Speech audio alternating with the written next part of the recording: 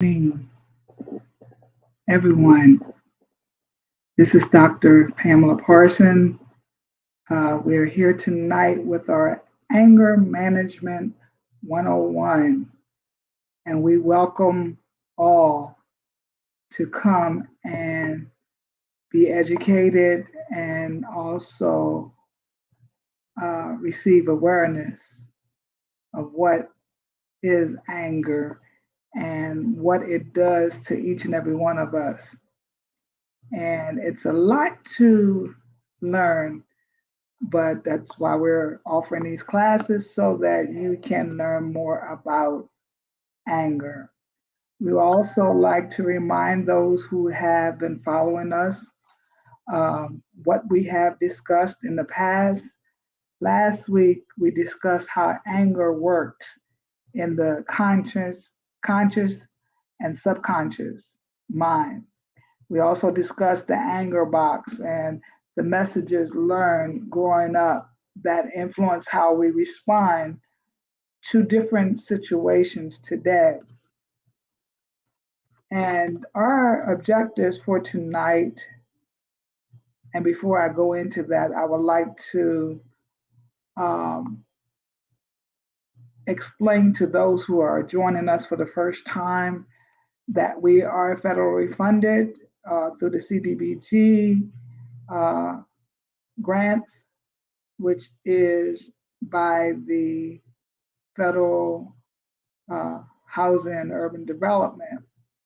And for those who fall in the category of low income or moderate income, we have forms here that are called self certification that you can fill out, but you must receive an application from me, and you can email me with your email address, and I can send that to you and receive it back filled out so that we can submit the statistics to HUD so that we can continually receive um, funding. So we ask that if you fall in those categories, please, we're not wanting to know your names to submit to them, but we would love for you to fill out the form so they can see how many are being serviced through our programs so that we can continually provide these services. So, moving along tonight, we are um, going to present to you our lesson objectives. We're going to identify some causes of domestic violence, cycles of violence, and characteristic of batterers. We also are going to discuss how domestic violence affects children. And by the end of the class, we will be able to identify and discuss what I just forestated. Have you ever heard of the expression rule of thumb? Did you know that in the first part of the 20th century, it was considered illegal for a man to abuse his wife so long as the stick he used to beat her with was no thicker than his thumb? That is where saying rule of thumb originate. And I believe that we covered that last week. But I just want to remind those that heard it last week, and for those who are joining us for the first time, we wanted to bring it to your attention where the rule of thumb originated. And currently, in most states, physical violence against a spouse is handled under assault laws. The difference between assault and domestic violence is that the police can arrest on probable cause, which is not the case for any other misdemeanor offense.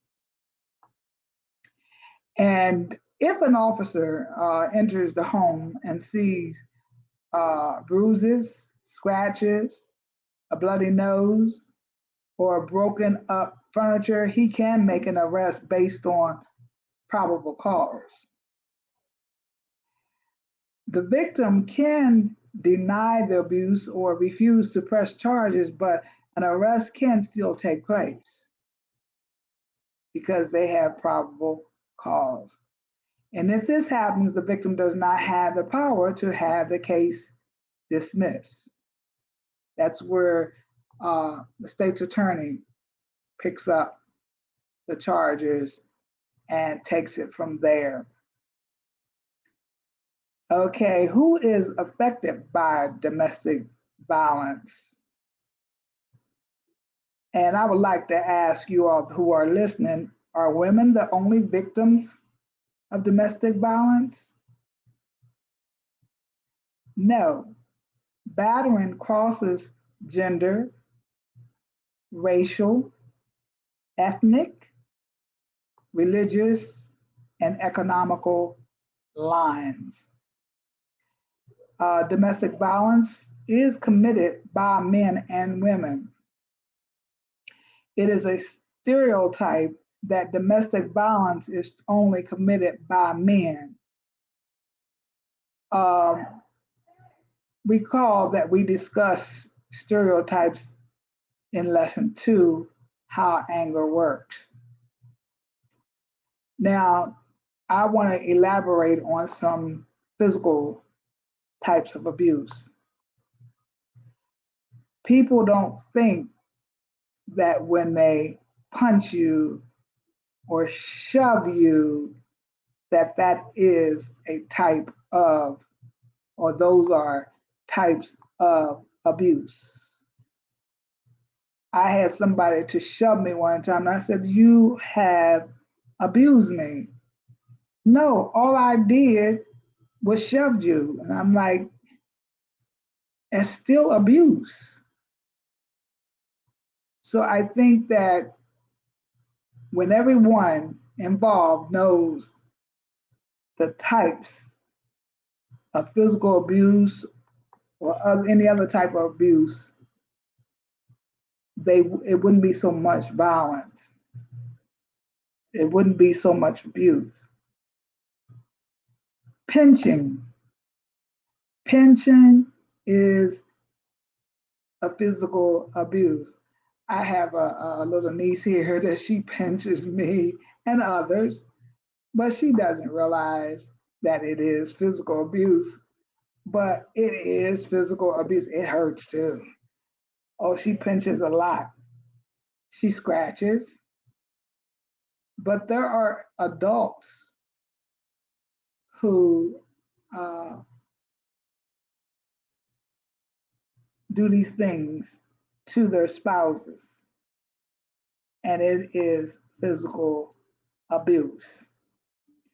Kicking.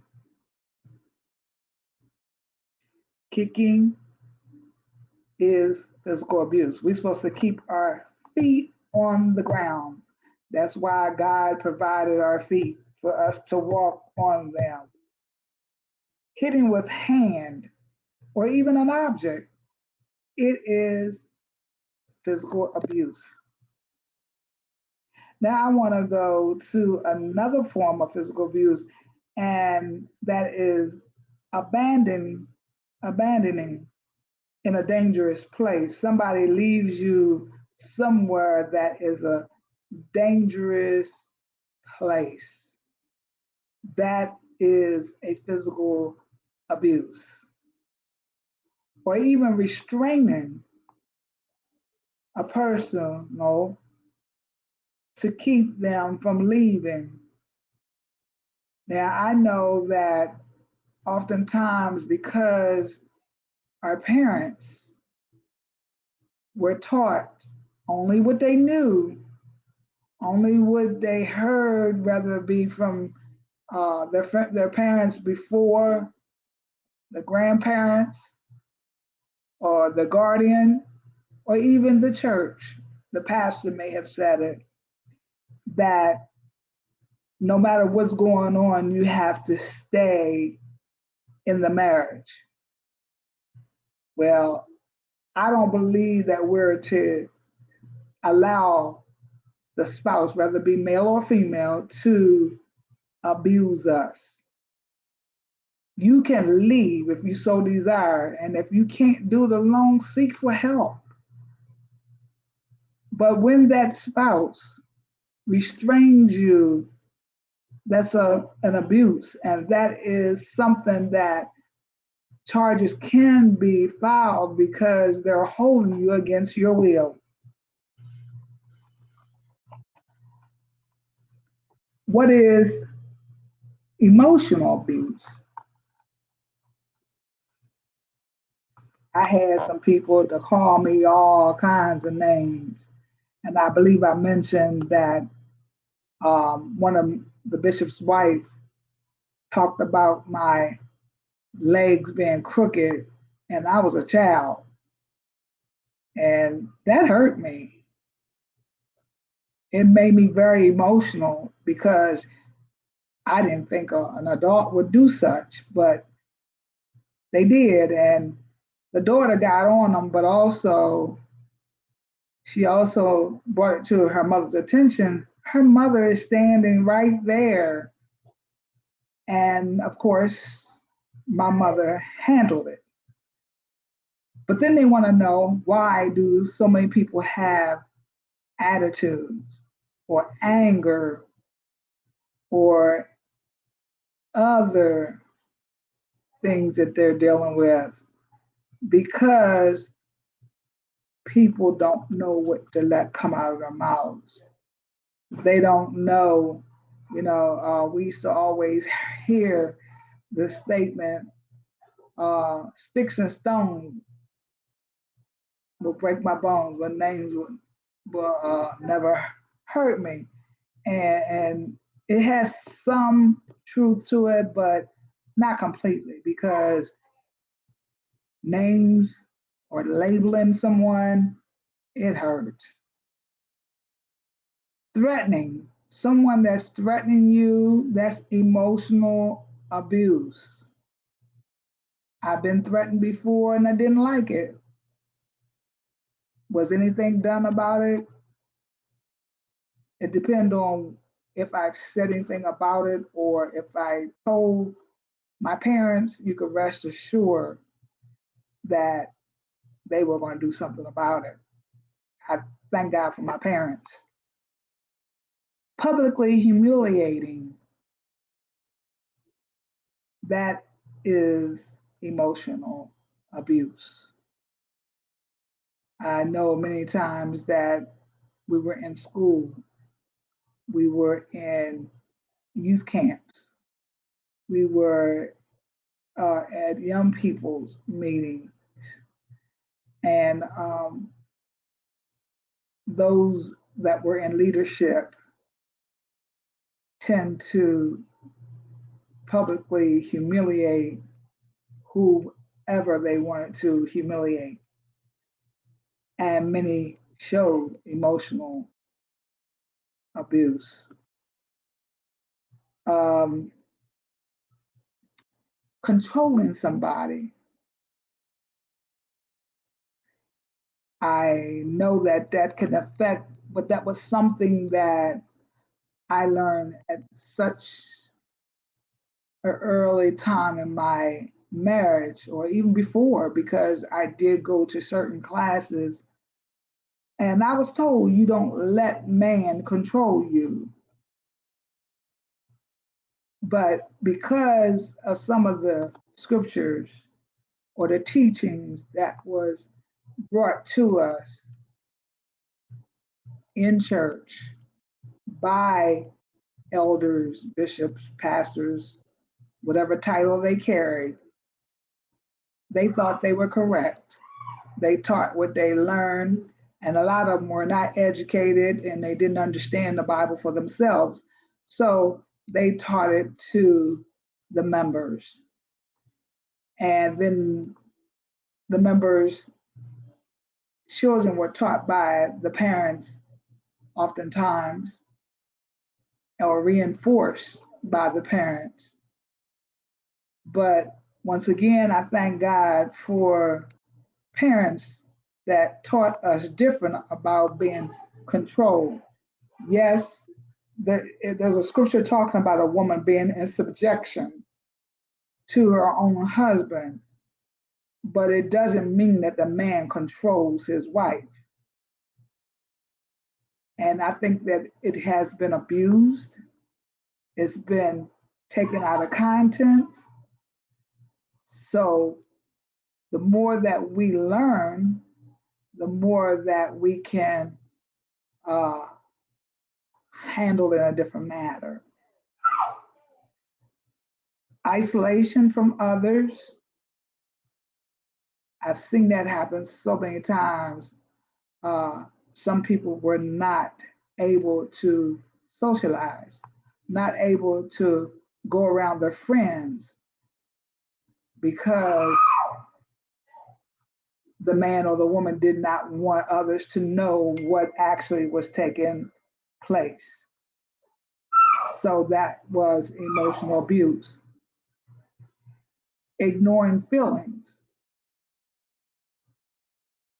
When your feelings are being ignored, that does cause emotional abuse.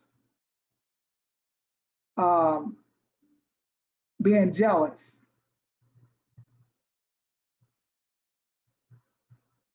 that causes behavior, emotional abuse.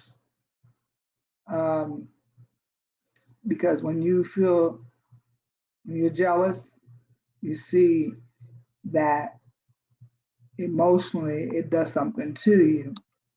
Destroying possessions, when you watch your possessions, something that you have dearly loved for and had for a while, and somebody takes and destroys what has been given to you or what you had worked for, it does something to you emotionally.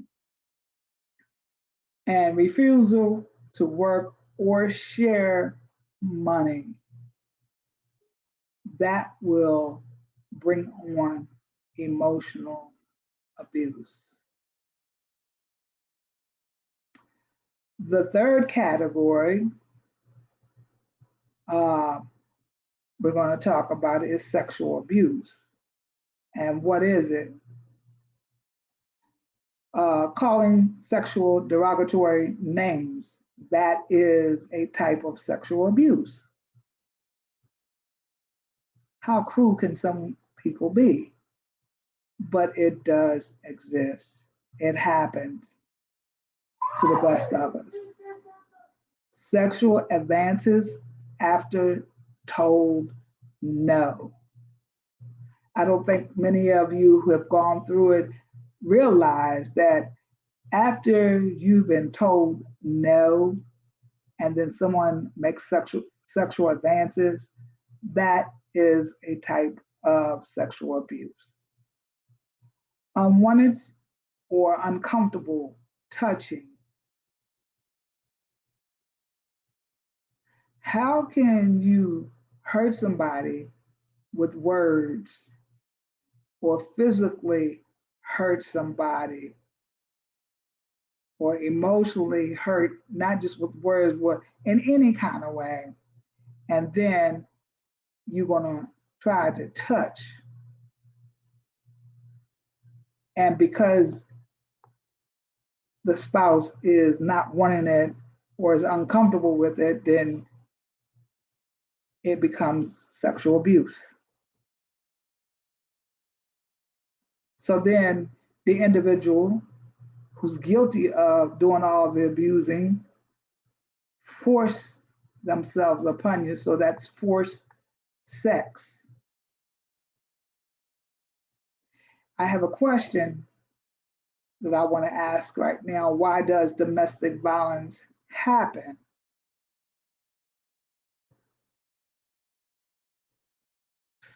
I can give you three reasons, but I'm sure that there are more. Minimizing the victim's feelings. treating as objects, and withholding sex affections.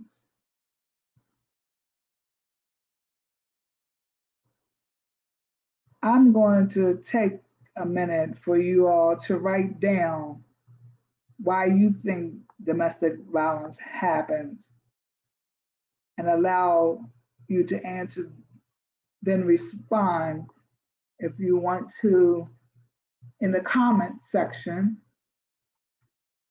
And if you click on and your question comes up, then I will be gladly to, or put your answer up. I will gladly um, put it out there so that others can see. Or if you don't want to, you can talk amongst yourselves or to someone that's right there with you. Violence, just as any inappropriate anger response, is a learned behavior. Physical, emotional, and sexual abuse falls into categories of domestic violence. How a person deals with feelings of rage, frustration, or tension is a choice. I don't think that many are aware of that, but it is so. And I can repeat that violence, just as any inappropriate anger response, is a learned behavior. Physical, emotional, and sexual abuse falls into categories of domestic violence. How a person deals with feelings of rage, frustration, or tension is what is a choice. Now, battery is an exercise in power and control. A man or a woman. That's why I wanted to put emphasis on it, because it used to be a day and time where it was just men who were put in that category of being the abuser. But we know now, in this present time, a man or woman may have a variety of reasons and excuses for abusing a partner, but it is important to understand that only the violent persona is responsible for the abuse. I don't care how much the victim feels guilty or feels like they caused it, or you're not the cause of it, but the person who is violent is responsible for the abuse. Victims do not provoke or cause the violence against themselves.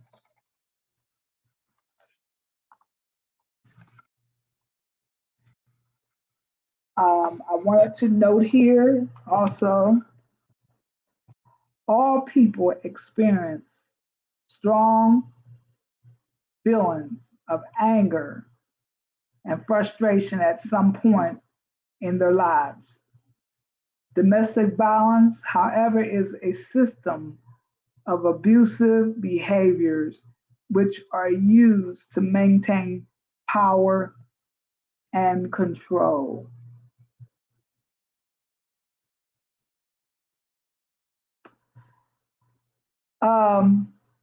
The victims of domestic violence,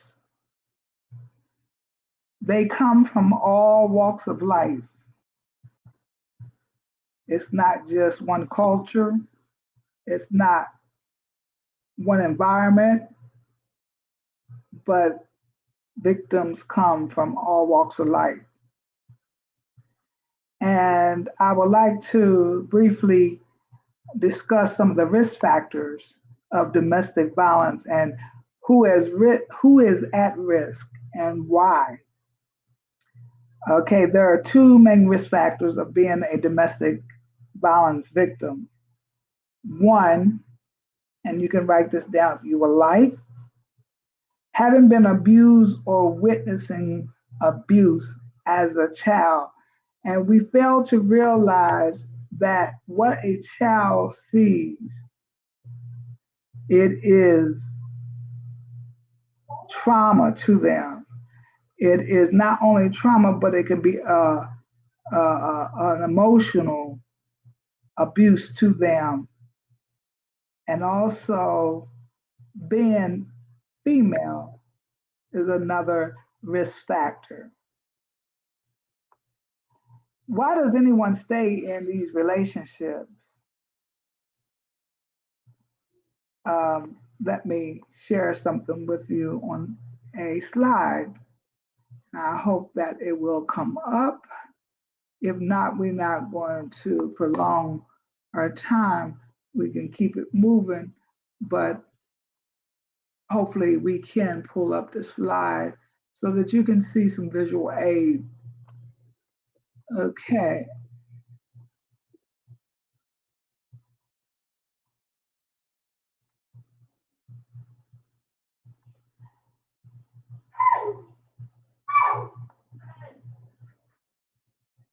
And we're going to talk about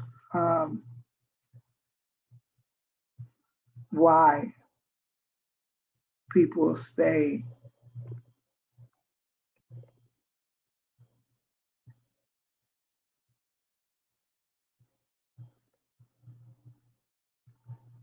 Oh, well, that didn't show.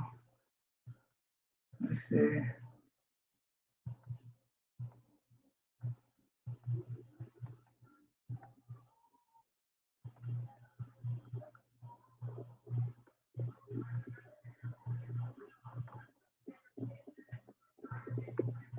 No, it's not showing what I wanted. Okay, I'm going to give you what was on low self-esteem. That may have been on one of the slides. Let me see.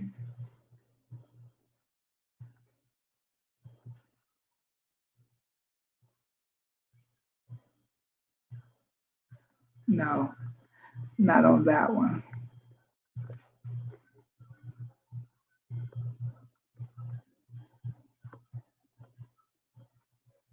Okay, dependent on the abuser.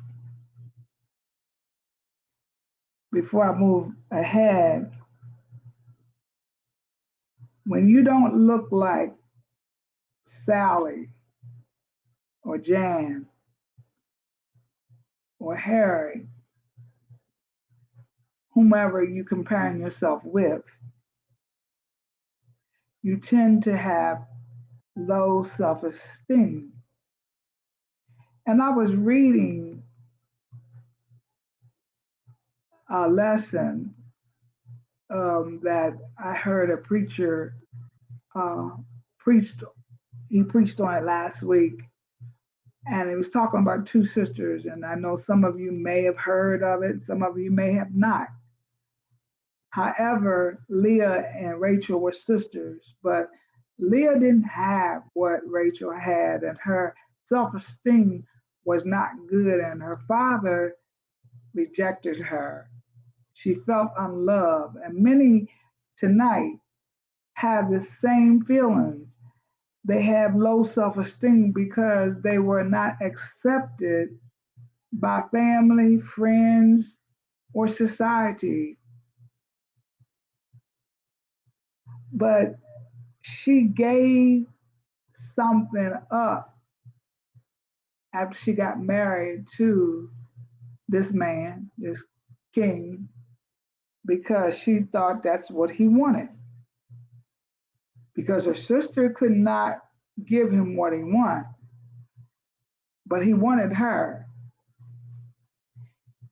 And I thought about that thing and I'm like, wow, been there, done that. People don't want to receive you for who you are. And because you don't look like that next person, they don't want you, but you have something else to offer. And they still reject you, but they take what they want because right then you're the only one that can provide what they want. Dependent on the abuser. Some people have not been educated, never worked, so they feel like they have to depend upon the abuser because they have nowhere else to go. They don't have the finances to take care of themselves. But I just want to serve you notice tonight there is hope and there's a way out.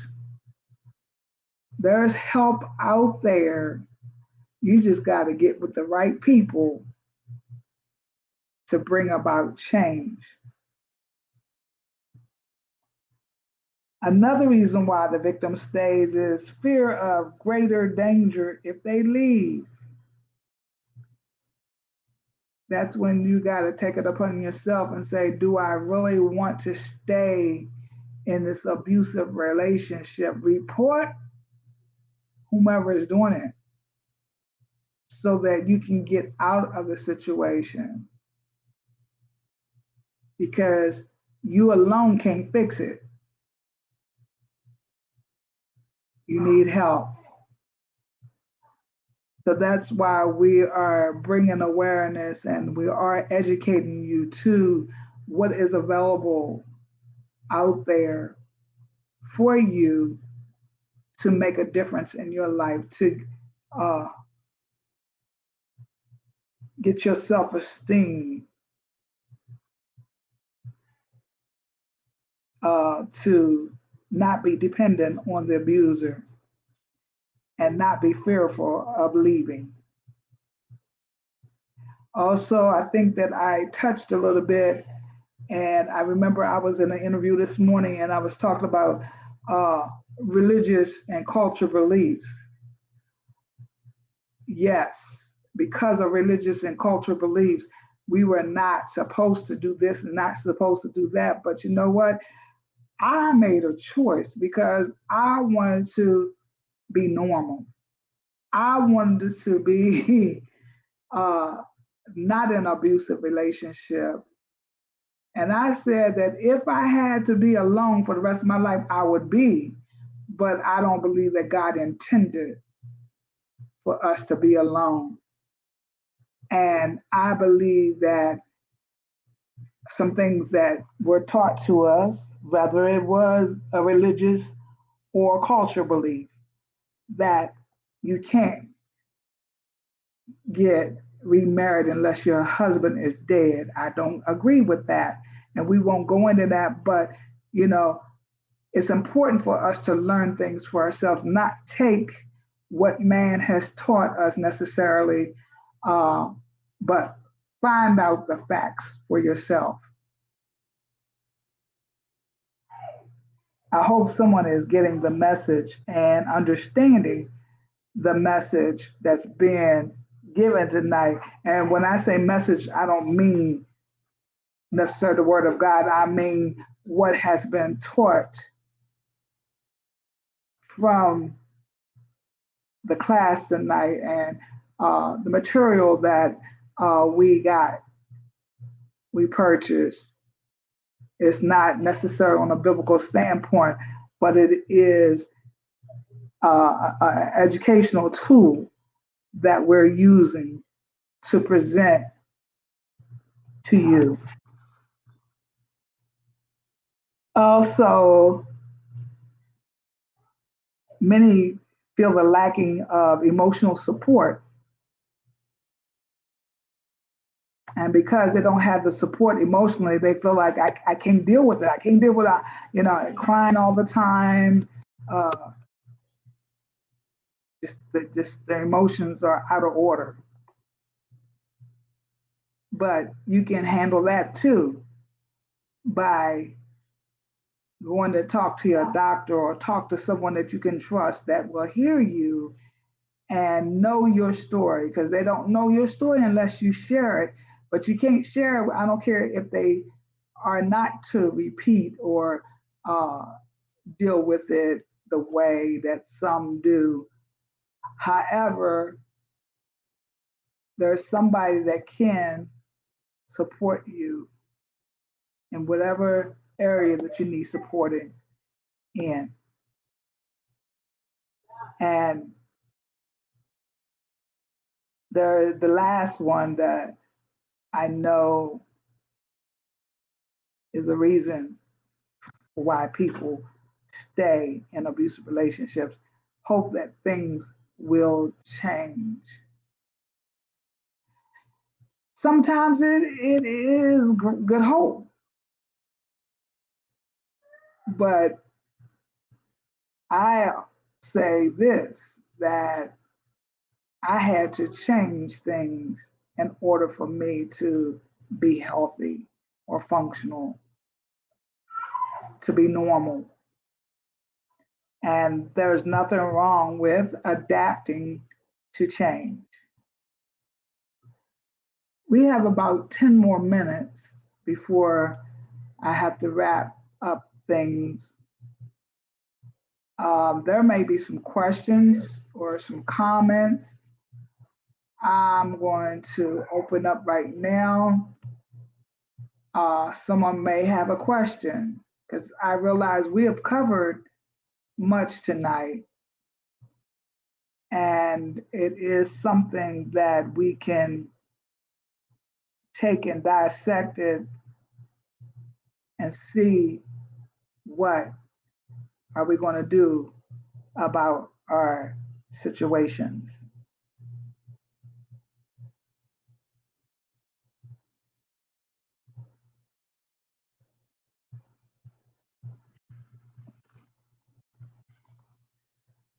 The last part I want to discuss is the cycle of violence, and then afterwards we may take some, give out some questions,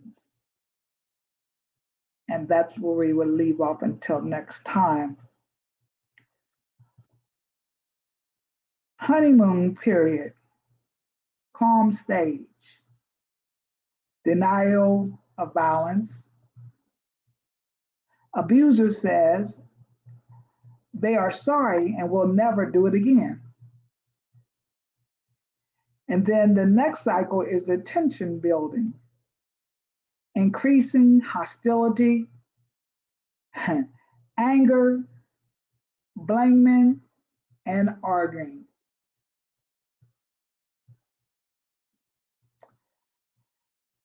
The last cycle is abusive incident, battering, hitting, slapping, kicking, choking, use of objectives or weapons to harm, sexual abuse, and verbal threats of abuse. Those were the different types of abuse that we discussed in our lesson tonight. Question 1 is, wives batter husbands too. Is that true or false? Now I want you to write your answer down or keep them in your head until we get through this, and I'll give the answers. Question 2, battering is restricted to poorly educated families from lower economic classes. True or false? Question number 3, husbands and wives have always fought. It's natural and can't be bad. True or false? Number 4, a slap never hurt anyone. True or false? Number 5, battered women enjoy it. Otherwise, they wouldn't stay. True or false? Number 6, some women provoke men and deserve to get beaten. True or false? Question 7, the batterer is not a loving person. True or false? And the last question, alcohol abuse causes violence. True or false? The answer to number 1, when I ask wives batter husbands too, the answer is true. Husbands are battered too. Number 2, battering is restricted to poorly educated families from lower economic classes. The answer is false. Battering crosses all economic and education lines. Number 3, husband and wives have always fought. It's natural and can't be bad. False. Question 4, a slap never hurt anyone. True or false? False. Physical injuries can end in death, self-esteem, and self-confidence issues. Number 5, battered women enjoy it. Otherwise, they wouldn't stay. True or false? False. Number 6, some women provoke men.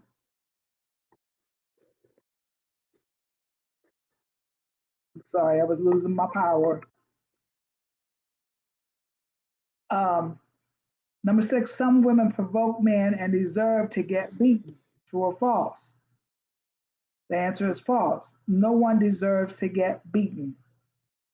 Number 7, the batterer is not a loving person. True or false? The answer is false. The batterer is not always violent. And the last question, number 8, alcohol abuse causes violence. True or false? The answer is false. Not all drinking results in violence. And that is where we're going to leave off for tonight. Our time is just about up.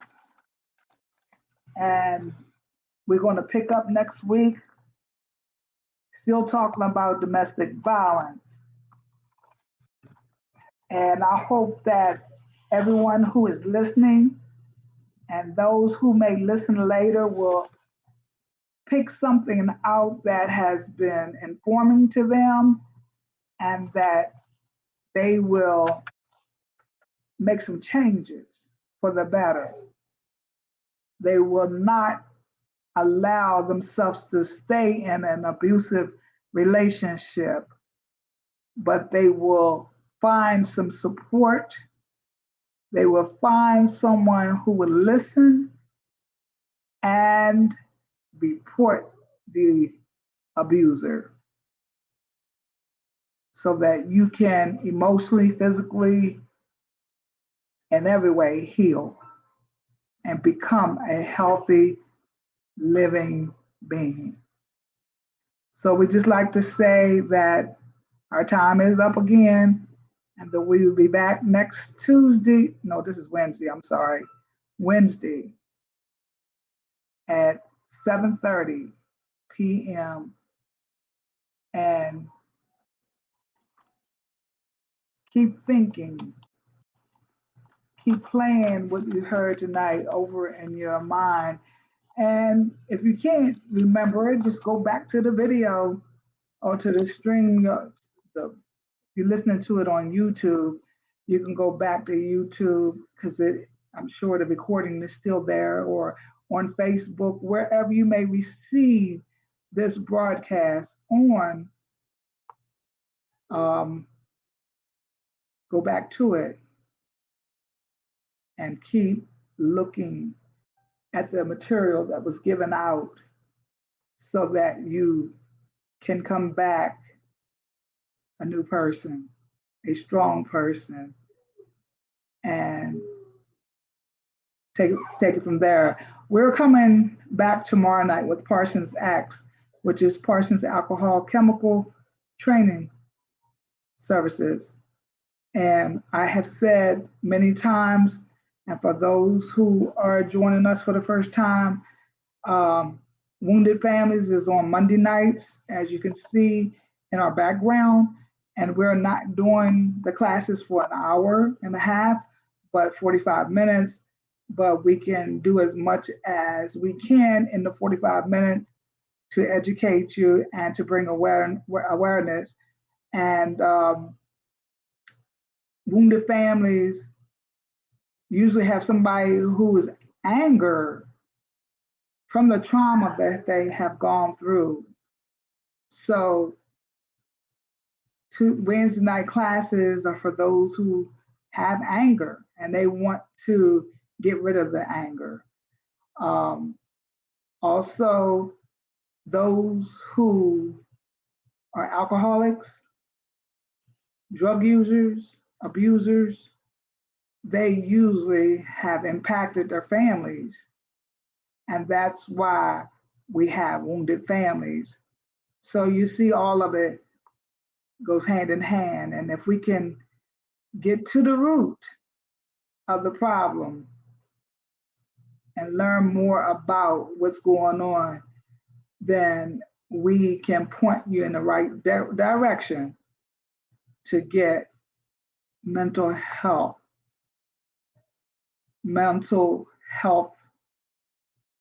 help and find a therapist that will listen, that you can trust, and that can be the person that you can relate to and feel comfortable in sharing your story with them, because not every therapist is the right person for you, not every pastor, not every sister, brother, whomever. So the choice is yours. And I think that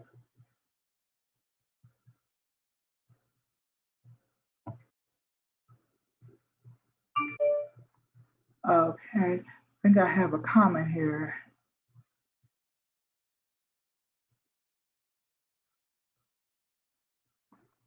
Was trying to get it.